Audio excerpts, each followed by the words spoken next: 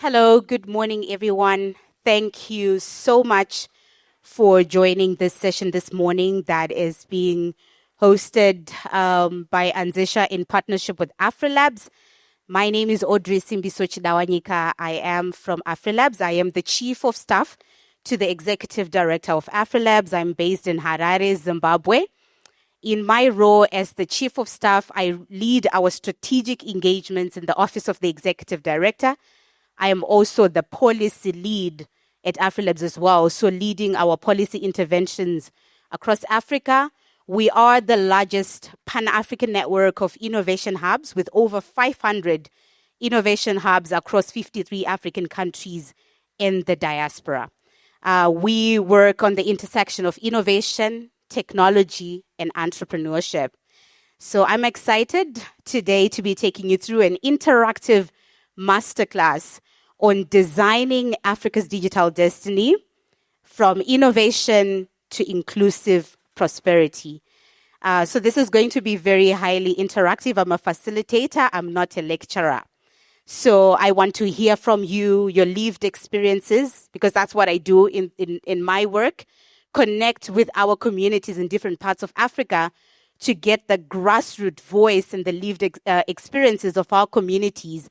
So we're able to design innovative programs that speak to the real challenges that people are facing in different parts of Africa, and also designing policies that are in touch with the realities of you as our entrepreneurs, our innovators, our transformative leaders, our change makers.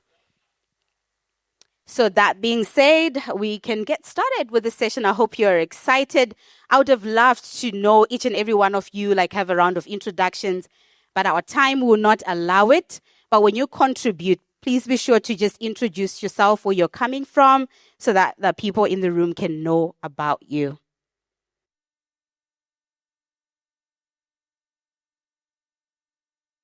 So why Africa? Why now? Why are we talking about Africa's digital destiny? So Africa is the youngest and the fastest growing continent. We have a lot of challenges, but these are opportunities. We don't look at challenges as problems. They're opportunities for us to rise to the occasion.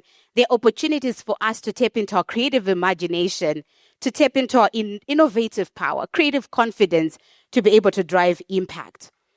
About 60% of Africa's population is young people under the age of 25.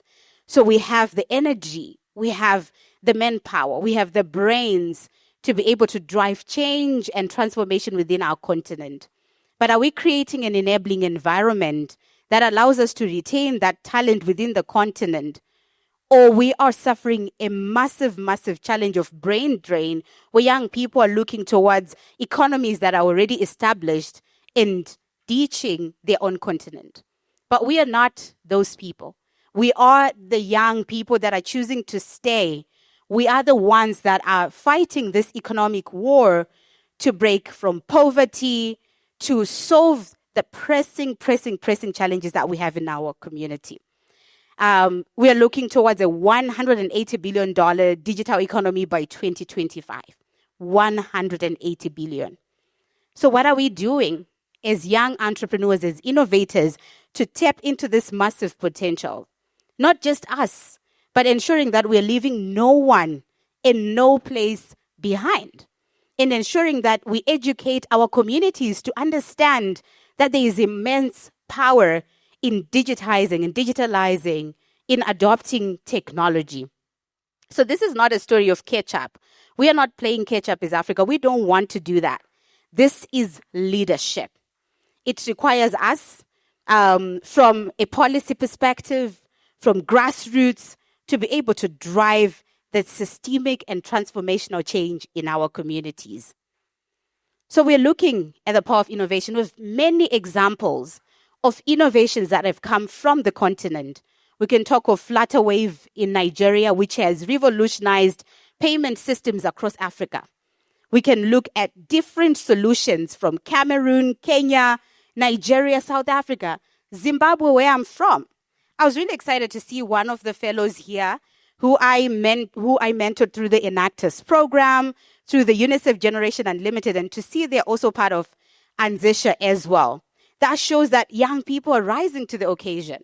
We are not choosing to be sideshows.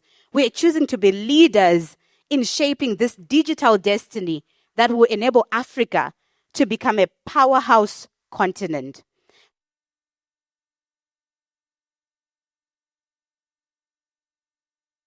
So innovation grows in systems, right? And we are part of the ecosystem that is enabling innovation. We are part of, we are the innovators, we are the entrepreneurs.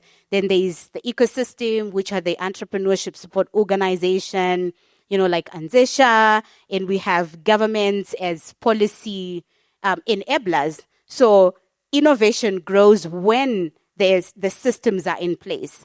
And I want to walk you through 5 enablers of digital prosperity. So we have shared about all these digital solutions, and what we can agree is that the problems that we face, the problems that the communities face, can actually be solved by digital solutions.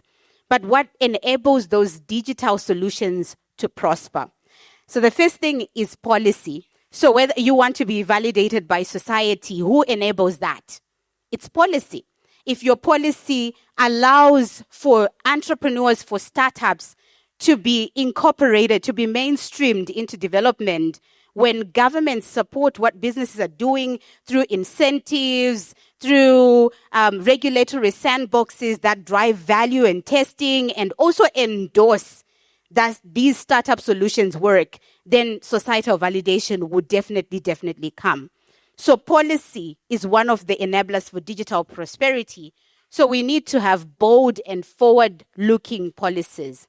And trust me, policies don't come from your ministers, your MP. Of course, they're the ones who push them in parliament. But policies come from people like us. So that's why advocacy is really important. We need to set the agenda because we have real-life experiences. So at Afrilabs, what we're doing is we are taking a 3-tier approach to our policy interventions. We have the national intervention, which we have our national policy working groups, which are responsible for agenda setting. So whatever policy area, whether it's digital trade, it's intellectual property, they sit down to say, in the hubs that we work in, what are those key policy issues that we feel should be addressed to enable the ease of doing business for our hubs community?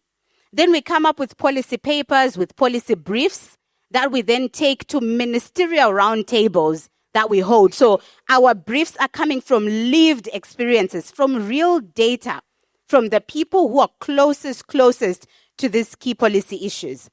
Then we also have our regional policy task forces, where in regional economic communities like Southern Africa, East Africa, Central Africa, North Africa, we create regional task forces where we discuss regional policies that we will now take, whether it's to SADC, ECOWAS, or the East African community, to discuss on what enables trade to happen within these communities. What enables my idea? If I have an idea from Zimbabwe, I want to scale into South Africa. Intellectually, like my intellectual property, how is it protected? Do we have cross-country intellectual property policies that allows me to protect my idea in another country? So the agenda is not set by ministers and MPs because most of them don't even run businesses. The agenda must be set by us, as the people who are closest to the solutions. Then we have our continental advocacy, where we work with continental policy organizations, like, say, for example, the AFCFTA Secretariat, and they have got a protocol on digital trade. We want to push for digital trade across Africa. But do we know how to trade? Is it seamless? Is there digital trade interoperability? When it comes to digital identity, when it comes to data exchange, digital payments, how do we allow that to happen? Are we protected digitally when payments are moving from one country to the next? And all these are policy issues. They're key policy issues that require us as young people to drive the conversation. But if you're just looking at our organizations and saying, we don't advocate, it's not within us. People who do public administration must be the ones to do it. Then that's how we face problems of not being able to scale in other countries, of losing money when we scale in other countries. So policies should be in place to drive digital prosperity. Another thing is infrastructure, accessibility. We need to ensure that in our countries, when people are going digital, we've got the mobile phone ownership rate, the internet penetration rate. Is it good enough for us to be able to drive digital solutions? If not, how do we come in as entrepreneurs? Is internet affordable for us to drive digital solutions? If not, where do we come in as entrepreneurs?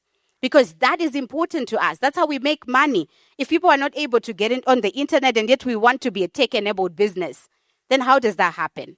So being able to look at infrastructure in terms of internet, I mentioned digital identity, digital payments, and data exchange, which are part of the digital public infrastructure, which allows for digital trade to happen between countries.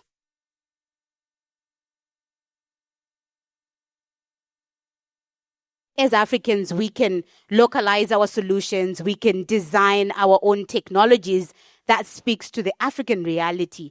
So it requires us, as Africans, to be able to rise to the occasion and ensure that we enable our solutions, our digital solutions, to be able to prosper. So speaking to policy, now we expect to see you being part of the policy conversations. If you're not a part of policy conversations and you call yourself an entrepreneur, you are the problem.